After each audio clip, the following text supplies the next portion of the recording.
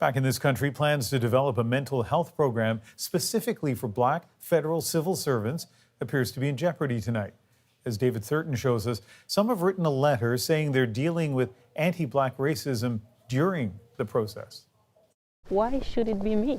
Ketlin Pierre shares one of the lowest points in her life and career as a federal civil servant. One of them is an employee who came to my office, and then she drew a monkey on my pad and made sure that I knew it was my image and I should be cleaning instead of doing management work. Pierre says the existing mental health supports like a hotline are not enough to help her and other Black employees. The budget documents for 2022. Earlier this year, the Liberals committed to a mental health action plan for Black employees. Now, it could be on the verge of falling apart. The Federal Black Employee Caucus says it's rethinking its involvement. This after senior Treasury Board officials allegedly questioned the need for a program designed for and led by Black employees. CBC News obtained a letter from the group to the Treasury Board.